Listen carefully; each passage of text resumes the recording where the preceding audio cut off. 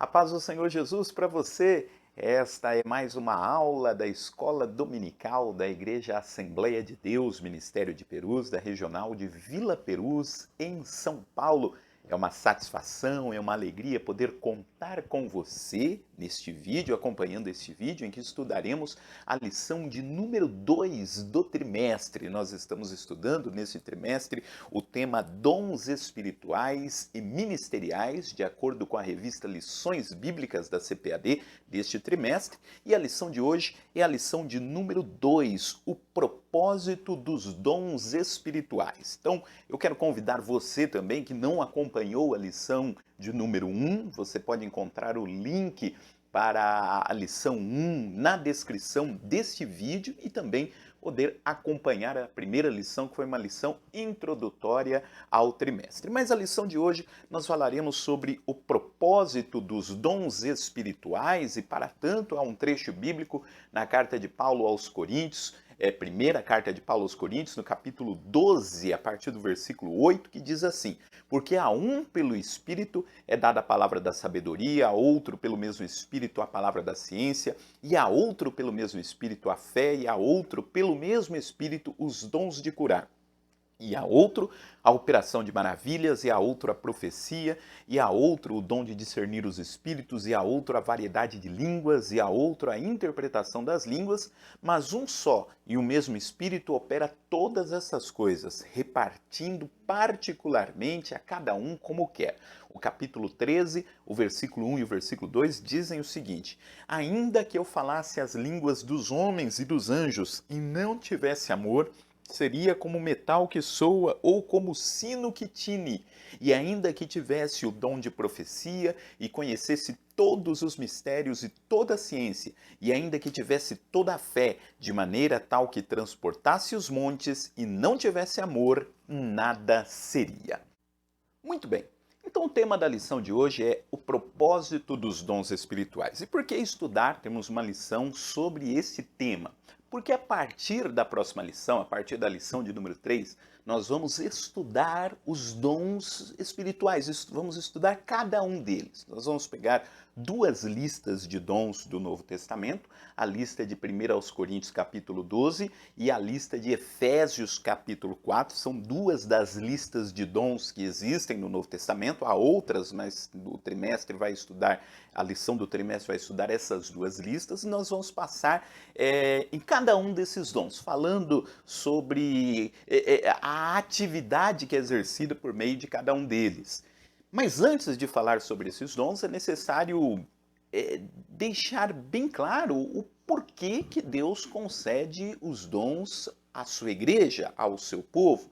Ou qual é o objetivo de serem utilizados esses dons? E por que é importante falar sobre isso?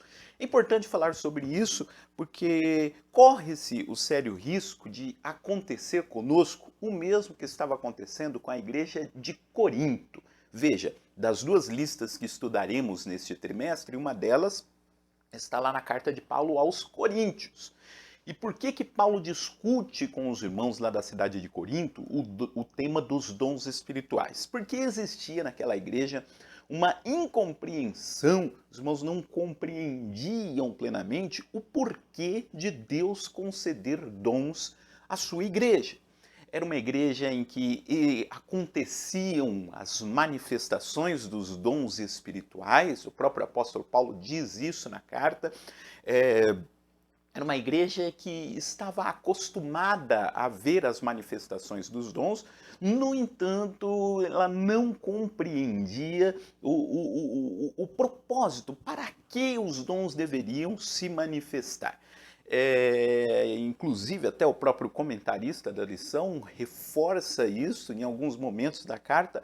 Paulo chama aquela igreja de uma igreja carnal, uma igreja que, embora tivesse os dons, muitas vezes manifestava uma atitude egoísta, uma atitude que não pensava no bem do todo, e gerando problemas internos na igreja e também problemas externos. já que a igreja não estava dando um bom testemunho para os de fora. E não somente por conta do problema dos dons espirituais, mas outros problemas que aconteciam naquela igreja que não são o assunto da lição de hoje. Mas o que eu quero frisar com você é justamente isso. É possível que se tenha os dons espirituais, é possível que se observe a manifestação dos dons espirituais e mesmo assim não se tenha uma compreensão de como usá-los de modo a cumprir o propósito divino. Então, é esse tema que Paulo está tratando para os irmãos da igreja de Corinto e que nós vamos estudar hoje. E para poder explicar isso, né, na igreja de Corinto, em outras ocasiões já tivemos a oportunidade de falar sobre isso, é uma igreja que era marcada por profundas divisões. Existiam grupos ali que se degladiavam, grupos que faziam oposição um ao outro. Então tinha um grupo lá na igreja de Corinto que se denominava como o grupo do apóstolo Paulo. Embora o próprio apóstolo Paulo não reconhecesse isso, não dissesse que tinha um grupo dele, mas tinha um grupo que dizia que era o grupo de Paulo, que seguia as orientações de Paulo e que não se juntaria com o grupo que se denominava como grupo de Apolo, que foi quem substituiu Paulo ali na direção da igreja de Corinto. Existia um terceiro grupo que se apresentava como o grupo de Pedro, enfim, tinham várias divisões ali no interior da igreja de Corinto. E um dos problemas, então, que Paulo quer discutir com aqueles irmãos nessa primeira carta aos Coríntios, justamente é esse problema das divisões. E os dons espirituais eram um dos temas que acabavam contribuindo para essas divisões. Por quê? Porque dá-se a entender, por meio da carta aos Coríntios, que pessoas dentro daquela igreja que tinham determinados dons espirituais se julgavam superiores aos demais. Então, pessoas que tinham um dom espiritual de maior destaque, nós vamos falar sobre isso, não que o dom em si tivesse mais destaque do que os demais, mas a pessoa considerava que por ter aquele dom específico, ela deveria ter um destaque maior do que os outros irmãos na igreja. E isso então era um ingrediente que acabava contribuindo ainda mais para essas divisões que já existiam naquele grupo. E para poder discutir essa questão, o apóstolo Paulo, nesse capítulo 12 de 1 Coríntios, e é muito importante que, se você tiver a oportunidade, você faça a leitura deste capítulo 12, que é um capítulo maravilhoso, porque para poder explicar o propósito dos dons espirituais, o apóstolo Paulo ele usa uma figura de linguagem, ele usa uma metáfora, uma comparação que até hoje se tornou uma das principais comparações quando nós vamos falar sobre igreja, que é a comparação da igreja com um corpo, mais precisamente o corpo de Cristo.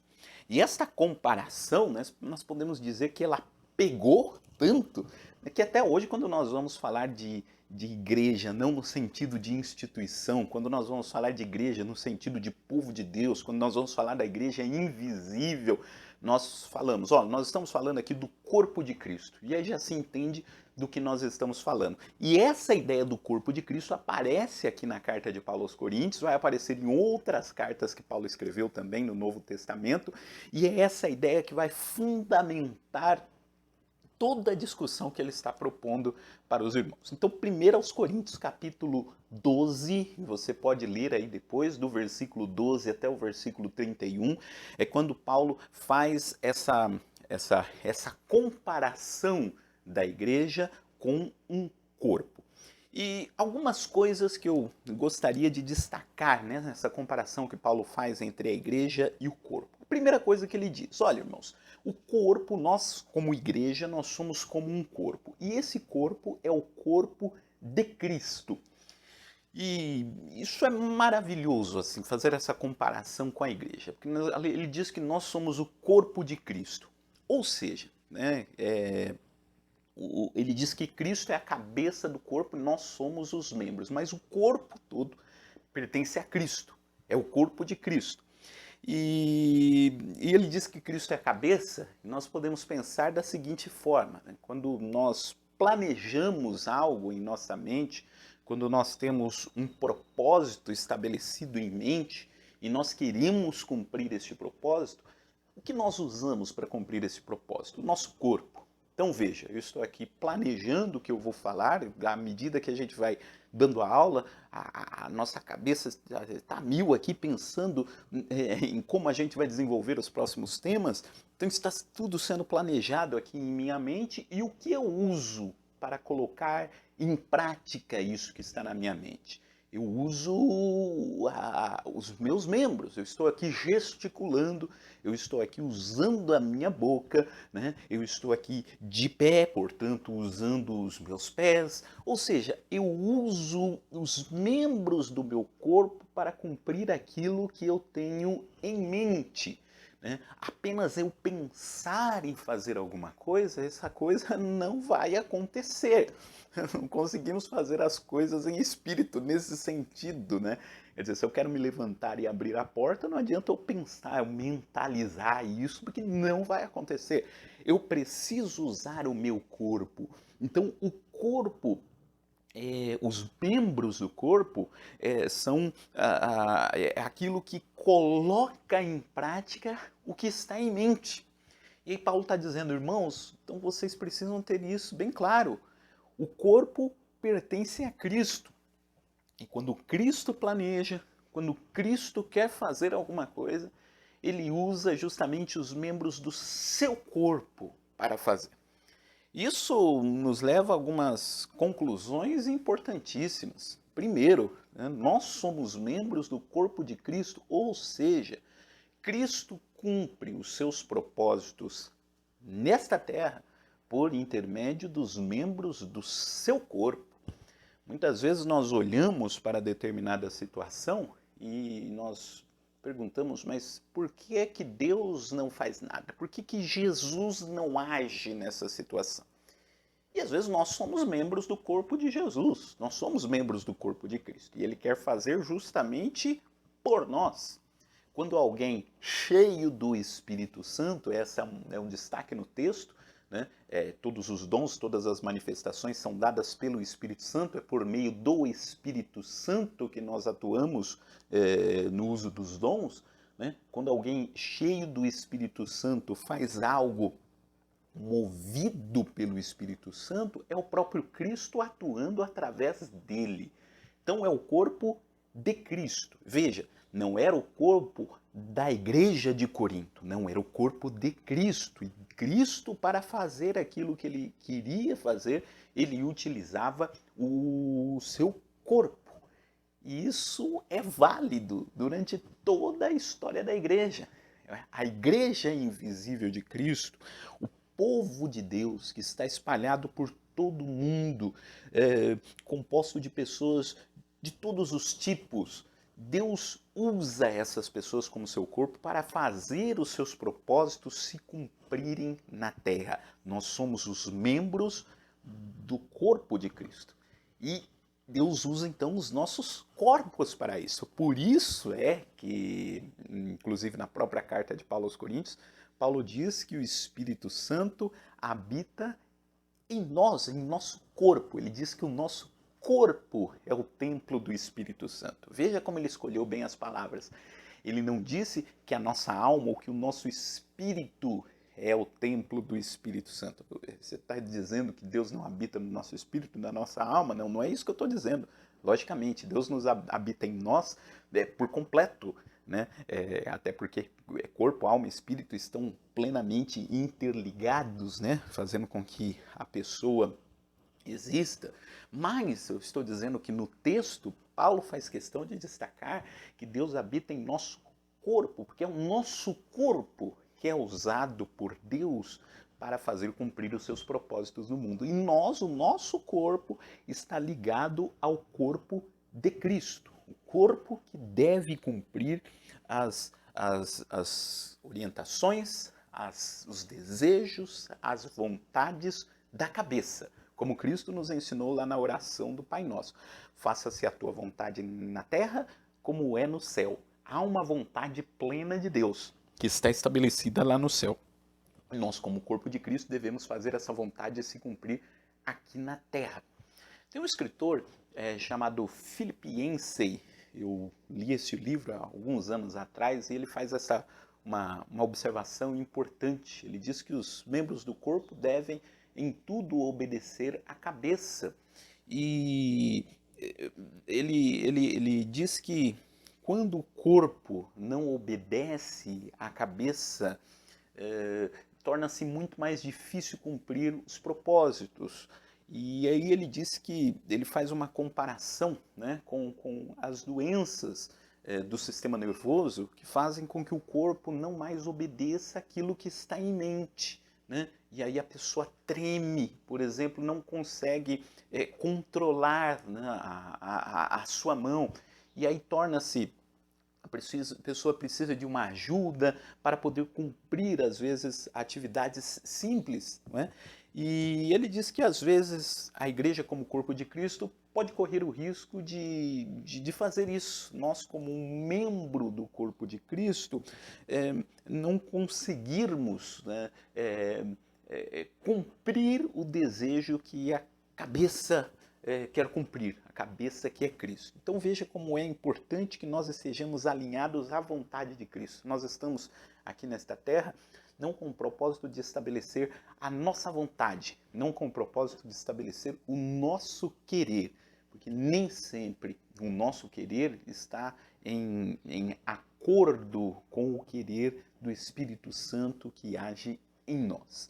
Então, esta é uma primeira figura que o apóstolo Paulo utiliza, né? E eu faço esse link com esse comentário desse escritor filipense, onde ele faz isso, que não sejamos um corpo que não obedece à cabeça, que é Cristo.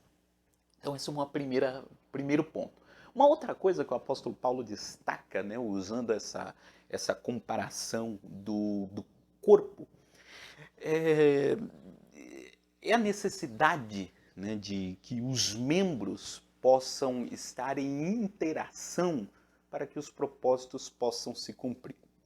E ele disse algo assim muito interessante. Ele diz que nenhum membro do corpo ele pode se julgar superior aos demais, ou nenhum membro do corpo pode achar que consegue cumprir as suas funções sozinho. Então Paulo ele diz que o olho ele não pode dizer para a mão, não tenho necessidade de ti. O que ele está querendo dizer? Primeiro que os membros do corpo não têm a mesma atuação. Né? E aí nós podemos entender que as pessoas que estão ligadas ao corpo de Cristo, elas não fazem exatamente as mesmas coisas. Claro, cumprem um mesmo propósito, mas elas não desempenham exatamente as mesmas funções. Não há ninguém no corpo de Cristo que possa se gabar de ter todos os dons. Deus não distribui todos os dons a uma mesma pessoa. O texto bíblico diz que o Espírito Santo reparte os seus dons, né? E em 1 Coríntios 12 há uma divisão, Paulo fala inclusive de dons, de ministérios e de operações. Dons, ministérios e operações, está lá em 1 Coríntios capítulo 12. E Deus, o Espírito Santo, distribui os dons, os ministérios e as operações entre as diferentes pessoas do corpo de Cristo, de modo que nem todos no corpo de Cristo atuarão da mesma forma, nem todos atuarão da mesma maneira, né? Ou fazendo com que um dependa do outro. Eu me lembro, certo dia, de uma aula na escola dominical, em que houve alguém que defendia, por exemplo, o propósito de todo obreiro na igreja, ou o propósito de todos deveria ser chegar ao pastorado. Todos deveriam lutar para poder ganhando hierarquia até poder chegar ao pastorado. E eu falei, não, o pastor é uma das funções que existem no corpo de Cristo, mas não é a única.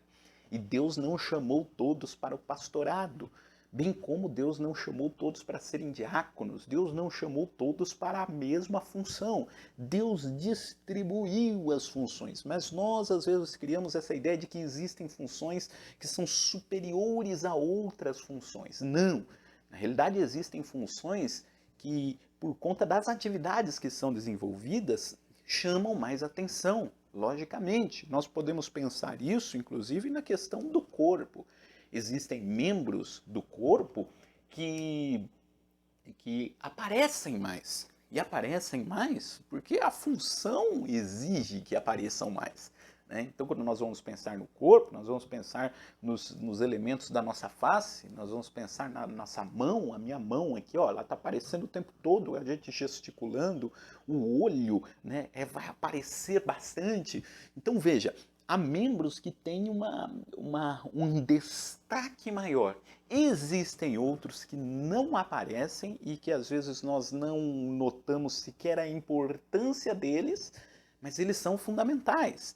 Então, Eugene Peterson, por exemplo, ao falar sobre esse assunto, ao parafrasear lá 1 Coríntios 12, ele faz essa comparação entre o cabelo e o estômago. O cabelo é um membro do corpo que todos nós vemos o tempo todo. E nós lutamos para que o nosso cabelo fique bonito, porque é algo que chama a nossa atenção. Né? Por outro lado, nós temos o estômago. Ninguém fica lembrando do estômago o tempo todo. A do cabelo a gente lembra o tempo todo, mas a gente não lembra do estômago o tempo todo. Até o momento que tem um problema no estômago, aí a gente lembra que o estômago está lá. Mas se em algum momento da vida a gente tiver um problema, né, em que a gente tenha que priorizar ou o estômago ou o cabelo, logicamente que a gente vai querer ter um bom estômago, né, porque nós sabemos que sem ele nós não vamos sobreviver. E é por isso que lá no texto de 1 Coríntios 12, o apóstolo Paulo diz que existem membros do corpo que nós não honramos, mas no final das contas a gente acaba honrando eles mais. São peças internas, mas que são fundamentais, que não aparecem, mas que quando nós percebemos a falta que esses membros fazem, nós acabamos honrando esses membros muito mais. É o caso dos membros internos do nosso corpo. Então veja, há membros que não aparecem tanto, mas que são fundamentais. Há membros que a gente não lembra deles o tempo todo. Né? O exemplo que eu gosto de dar, que eu lembro que a professora da escola dominical na minha adolescência usou esse exemplo e eu não esqueci mais. Né? A gente fala, por exemplo, do cotovelo. Ninguém lembra assim do cotovelo, ninguém fica cuidando do cotovelo o tempo todo. O cotovelo está lá, mas imagina se a gente não tivesse o cotovelo. Né? Toda a função da mão estaria prejudicada, nós não conseguiríamos pegar direito as coisas, ficaríamos lá com o braço esticado o tempo todo. É um membro que, embora não apareça com tanto destaque, ele é fundamental. E aí eu já faço o link para o outro aspecto que o apóstolo Paulo destaca nessa passagem. Como que um membro depende do outro. Ele diz que os olhos não podem dizer para a mão, olha, mão, eu não tenho necessidade de ti. E o que ele quis dizer com isso? Ele quis dizer que o olho, por mais que a sua função seja surpreendente, a função de enxergar, de perceber tudo, o olho ele não poderia dizer eu sou o órgão mais importante do corpo, porque se não tivesse eu, não se conseguiria ver o que está acontecendo, não se conseguiria identificar as coisas. E aí Paulo diz, imagina se o corpo todo fosse olho. Se o nosso corpo fosse todo, todos os membros fossem apenas olho, enxergaríamos muito bem, mas qual seria o propósito disso? Né? A gente enxergaria, mas não conseguiria andar para pegar as coisas que a gente enxergou. A gente não iria conseguir comer aquilo que a gente enxergou. Ou seja, o olho é um dos membros. Né? Não é o membro principal, não é a ideia criar aqui uma definição de qual seja o principal membro ou não. Né? Então ele diz, o olho ele não pode se gabar de ser melhor. O olho, Paulo usa justamente essa comparação. Ele diz, o olho ele não pode dizer para a mão, não tenho necessidade de ti.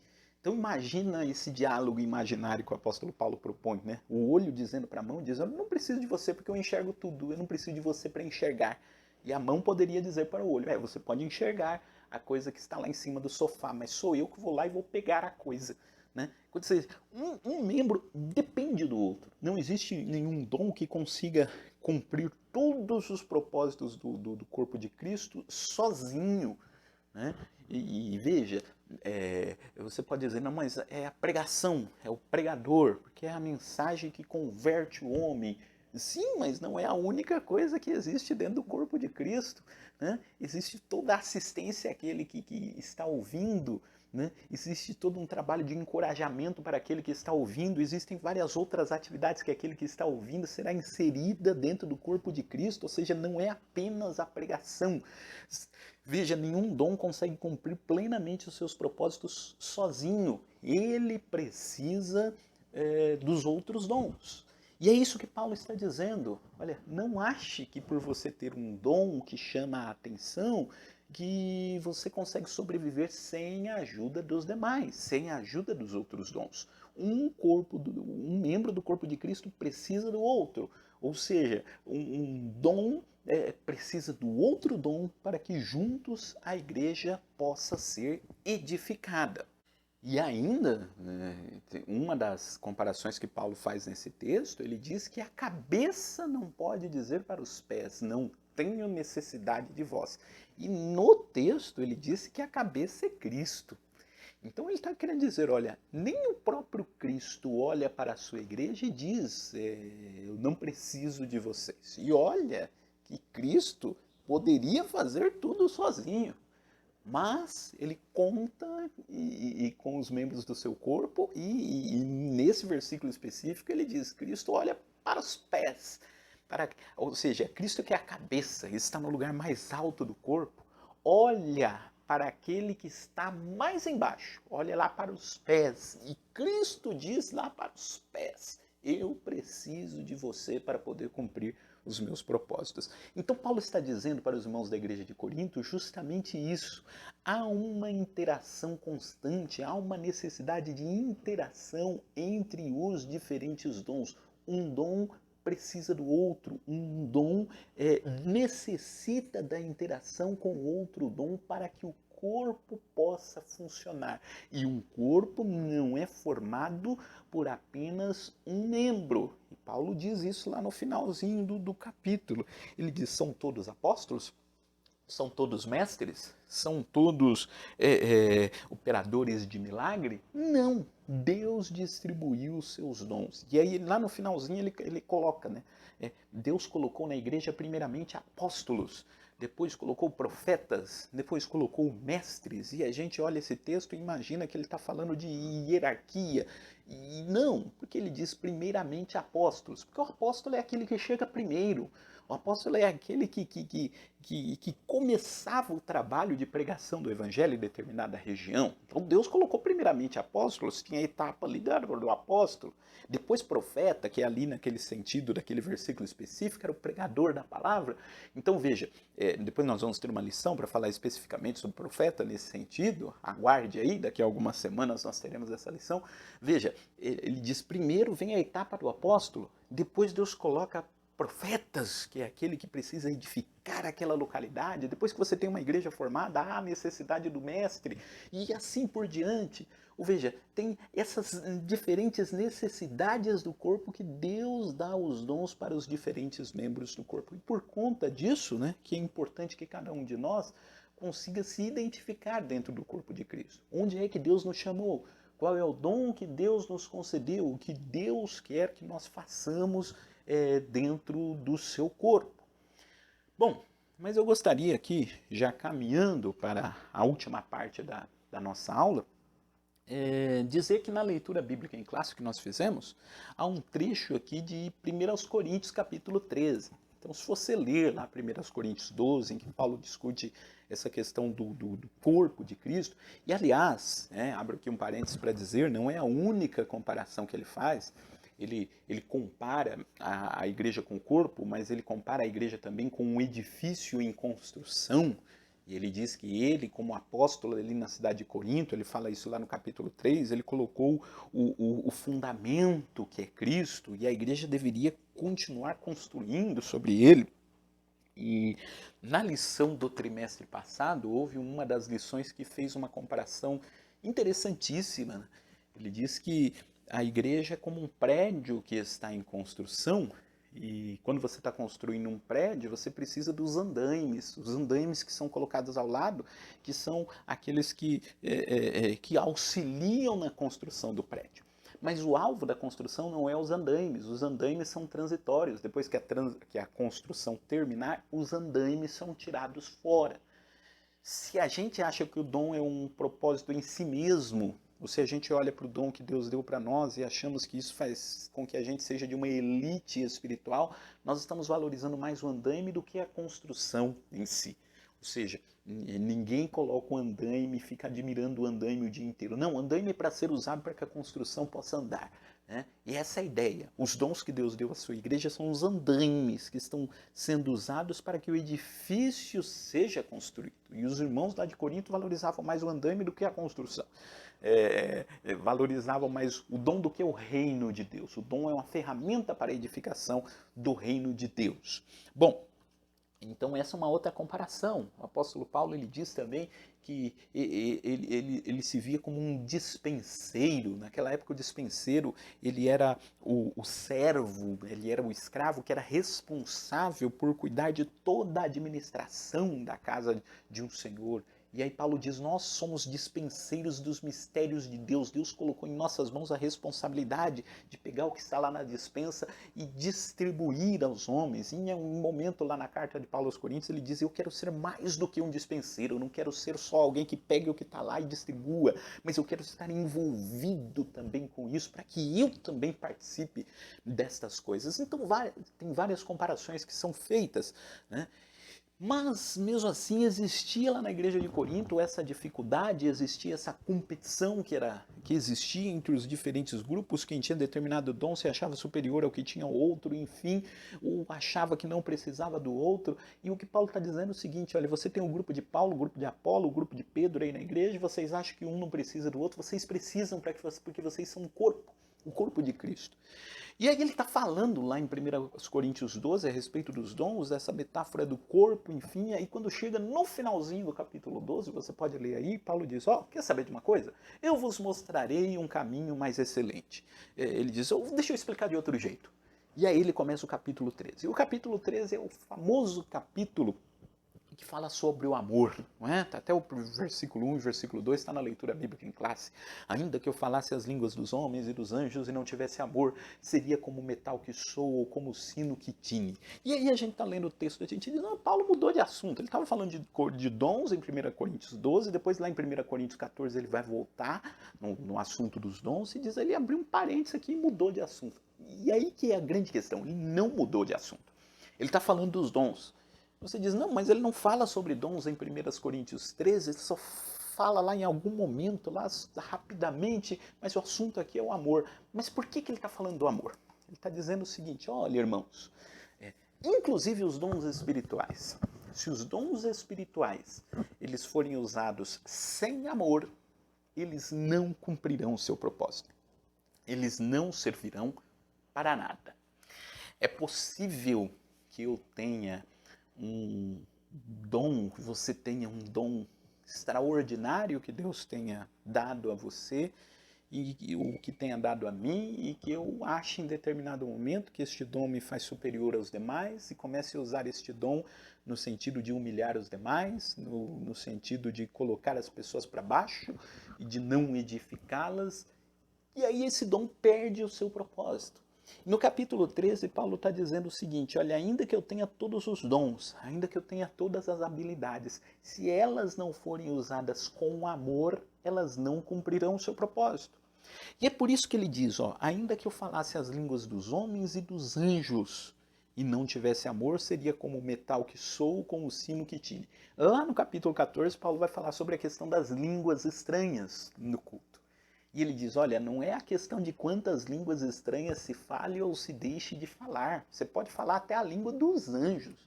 Se isso for feito sem amor é como um metal que soa, né? Ou como o sino que tine, ou seja, o metal que soa como o sino que tine, né? Então imagina, você pega um metal, aqueles metais assim que fazem muito barulho, e você vai lá e bate nele, faz aquele estardalhaço, pá! E todo mundo vê, e todo mundo para o que está fazendo para ver, e assusta e tal. Mas dali a pouco passou, e foi só isso. Um grande barulho que aconteceu, mas que não mudou a vida de ninguém, que não causou impacto significativo para ninguém, apenas chamou a atenção. Paulo diz: isso pode acontecer. Isso pode acontecer da gente fazer o maior estardalhaço e chamar a atenção, e é um metal, é um sino que tine. Bateu e dali a pouco passou e ninguém mais lembra o que aconteceu. Não teve um impacto significativo. Se isso for feito sem amor. Então veja, o amor é fundamental em qualquer prática da vida cristã. Qualquer prática da vida cristã, se for feito sem amor, não cumprirá o seu propósito. A gente pode pegar das práticas mais fundamentais, como a prática da oração. Então não é o fato de eu simplesmente orar, mas é o fato de eu orar com amor. Porque é possível que eu ore sem amor, que eu ore como o fariseu lá da parábola do fariseu e do publicano. Ore de mim para mim mesmo. E é possível que eu fique horas orando e não tenha amor algum no coração quando eu estou fazendo aquilo. É uma prática vazia, né? É uma prática que não cumpre o propósito. Eu posso estar aqui dando aula e estar fazendo isso sem amor. Não cumprirá o seu propósito. Pode até ser que você seja alcançado, possa ser edificado, mas para mim não vai valer, né? Porque estou fazendo sem amor. Por isso que nós precisamos aplicar, né, o nosso coração naquilo que estamos fazendo. Eu preciso, ao estar aqui dando aula, colocar o meu coração nisso, fazer isso de fato com amor, para que não seja apenas um sino que toca e que daqui a pouquinho passou e não cumpriu o seu propósito. Então ele diz que eu posso falar até a língua dos anjos. E a gente fica imaginando o que seria a língua dos anjos. Paulo diz: pois é, fique imaginando aí o que é a língua dos anjos. Mesmo se você falasse a língua dos anjos e você fizesse isso sem amor, nada seria. E ele vai mais além, porque lá no meio do texto, né, ele diz, né, que ainda que eu entregasse o meu corpo para ser queimado e fizesse isso sem amor, nada seria. Imagina a pessoa chegar a esse limite de entregar a sua própria vida e fazer isso sem amor. Então é possível que alguém até faça um ato de caridade, mas sem a intenção de verdadeiramente amar. E o que é o amor? Né? O amor é esse sentimento totalmente desinteressado. Eu fazer uma coisa sem ter interesse próprio. Não é desinteressado pelo outro, mas sem interesse próprio por mim mesmo. Eu faço não preocupado comigo. Eu faço isso preocupado com o outro. E Paulo está dizendo, na realidade, nesse 1 Coríntios capítulo 13, que esse é o propósito do dom. O dom não existe por causa da pessoa que tem o dom. O dom existe por causa daquele que está sendo edificado por causa do dom. Quem tem o dom deve entender isso. O pastor não existe sem as ovelhas. O objetivo de Deus é as ovelhas. E Deus escolheu o pastor por causa das ovelhas. O objetivo do dom do pastor não é o pastor em si. Não é o seu próprio... Não é seu próprio interesse. É o interesse das ovelhas. E assim por diante. Né? Todos os dons. Por isso que Paulo está dizendo, façam tudo com amor. Porque esse é o sentido da vida cristã. Sem o amor, nenhuma prática da vida cristã vai alcançar o seu propósito. Então que a gente possa ter isto bem estabelecido diante de nós e possamos pedir a Deus que conceda a nós os dons. Inclusive, nesse próprio texto, Paulo diz que nós devemos buscar com zelo os melhores dons. E aí você pode perguntar, mas os melhores dons? Você está dizendo que não tem o dom superior ao outro? Quando Paulo diz, né, buscar com zelo os melhores dons, ele está dizendo, busque os dons que, naquele contexto em que você vive, trarão maior edificação para a igreja, né? E no contexto da carta de Paulo aos Coríntios, lá no capítulo 14, ele entendia que naquele contexto era necessário o dom de profecia. Naquele contexto, o melhor dom para a igreja naquele momento era o dom de profecia, né? porque é o dom que pensasse no bem da igreja, e o bem da igreja naquele momento, o dom de profecia poderia contribuir melhor naquele contexto para a edificação daquela igreja. Então que a gente possa nos colocar, que nós possamos nos colocar à disposição de Deus, para que Deus possa nos usar da melhor forma, para que possamos alcançar com amor aqueles que precisam ser edificados. Esse é o propósito do corpo de Cristo. Esse é o propósito da Igreja do Senhor Jesus. Atuar com amor em tudo aquilo que Ele faz, que Deus nos ajude, que Deus nos dê graça, para que possamos cumprir esse propósito estabelecido por Deus para nós. Eu quero orar com você. Amado Deus, glorioso Pai, nós queremos te louvar, nós queremos, Senhor, te engrandecer e te exaltar. Muito obrigado por esta aula de hoje. Muito obrigado, Senhor, pelo privilégio que o Senhor nos deu, que o Senhor deu a cada um de nós que está nos assistindo, de fazermos parte, Senhor, do teu corpo e de sermos usados nesta terra para podermos cumprir os teus propósitos. Nós somos gratos a Ti pela Tua graça, pela Tua misericórdia e queremos pedir que o Senhor possa continuar a usar a Tua igreja, inclusive nesses períodos conturbados em que nós estamos vivendo, que os dons, Senhor, possam se manifestar, possam continuar manifestando-se e que mais pessoas possam ser alcançadas pelo amor que está em Ti. Que o Teu amor, Senhor, que transborda no coração daquele que está cheio do Espírito Santo, possa alcançar outros por intermédio das ferramentas que o Senhor deu a cada um de nós, Senhor. Esse é o nosso pedido em nome de Jesus. Amém. Amém, meu irmão, que Deus possa abençoar a sua vida. Te convido a acompanhar as próximas aulas. A partir da próxima semana começaremos a estudar os dons em si, depois dessas duas lições introdutórias. Inclusive a lição 3, nós vamos falar sobre os dons de revelação. Esse é um termo que às vezes tem confusão a respeito do que significa essa questão de dons de revelação. Nós vamos falar sobre isso na próxima semana e eu te convido a estudar a sua lição aí. Que Deus te abençoe, um forte abraço, fique com Deus.